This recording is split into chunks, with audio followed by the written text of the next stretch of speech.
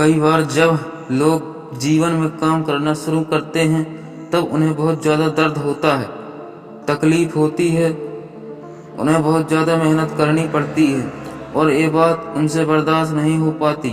उनका शरीर जवाब दे देता है और वो उस काम को छोड़कर किसी और तरकीब से सफल होने का प्रयास करते रहते हैं। लेकिन याद रखिएगा, इस प्रकार से कोई भी व्यक्ति जीवन में सफल नहीं हो पाता।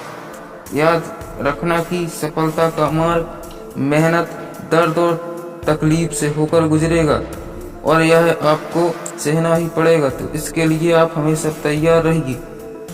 तो चलिए इस बात को एक कहानी के माध्यम से समझते हैं।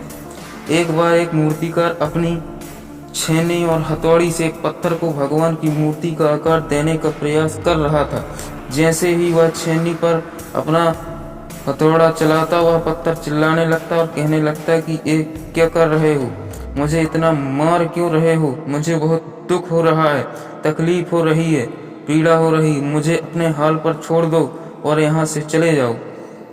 मूर्तिकार ने उस पत्थर से कहा, मुझे बहुत अच्छे से पता है कि तुम्हें बहुत दर्द हो रहा है, तकलीफ हो रही है और तुम बहुत ही ज्यादा पीड़ा में हो, लेकिन यदि आज तुमने इस दर्द को नहीं सहा, इस तकलीफ को नहीं सहा, तो जीवन भर तुम यहीं इसी प्रकार से पड़े रहोगे। मुझे पता है कि तुम में आगे बढ़ने की अपार संभावना है। तुम एक बहुत अच्छे पत्थर हो, लेकिन यदि तुम इसी प्रकार से रहोगे तो कभी भी आगे नहीं बढ़ पाओगे। इतना कहकर मूर्तिकार औजार उठाए ही थे कि पत्थर फिर से चिल्लाने लगा, गिड़गिड़ाने लगा, कि विनती करने लगा कि मुझे अपने हाल पर छोड़ दो।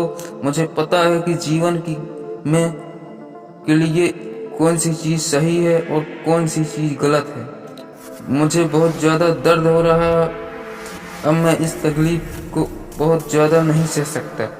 मैं जिस हाल में हूँ उस हाल में छोड़ दो मुझे, तुम यहाँ से चले जाओ। उस मूर्तिकार फिर से उस पत्थर को समझाने की कोशिश की, ज्यादा अधीर मत बनो और अपने सब्र को बनाए रखो, थोड़ी देर और इस दर्द को सहो। यदि इस दर्द को सह लिया तो भगवान की मूर्ति के रूप में तुम्हारी स्थापना करवाऊंगा और फिर दूर दूर से तुम्हारी पूजा करने आएंगे और पंडित लोग तुम्हारी सेवा करेंगे। लेकिन पत्थर ने उस मूर्तिकार की एक भी बात नहीं मानी। वह चिल्लाता रहा और अपनी बात पर अड़ा रहा। मूर्तिकार में उस पत्थर को समझाने की बहुत कोशिश की, लेकिन वह पत्थर अपनी मूर्तिकार भी थक चुका था और वह पत्थर को छोड़कर आगे बढ़ गया और थोड़ी ही दूर जाकर देखा कि एक और बहुत ही अच्छा पत्थर वहां पर पड़ा हुआ है। उसने छेनी और हथौड़ी को उठाई और उस पत्थर की मूर्ति बनाने के लिए तैयार हो गया। मूर्तिकार ने छेनी और हथौड़ी का वार दूसरे पत्थर पर जारी रखा। दूसरे पत्थर को भी दर्द हुआ, तकलीफ उसे भी हुई, लेकिन उस पत्थर ने बर्दाश्त कर लिया और देखते ही देखते थोड़ी समय के बाद उस पत्थर ने भगवान की मूर्ति का रूप धारण कर लिया। थोड़ी दिन बाद उस मूर्ति की एक मंदिर में स्थापना हो गई। धीरे धीरे करके लोग वह पूजा पाठ करने आने लगे। लोगों की मन्नतें वहां से पूरी होने लगी और वह मंदिर बहुत ही ज्यादा प्रसिद्ध हो गया। अब धीरे धीरे करके दूर दूर के गांव से लोग वहां पूजा पाठ करने आने लगे। फिर एक दिन और उसने पत्थर को उसी मंदिर में लाया गया और उसे एक कोने में रख दिया गया। अब लोग आते और उस पर नारियल फोड़ते।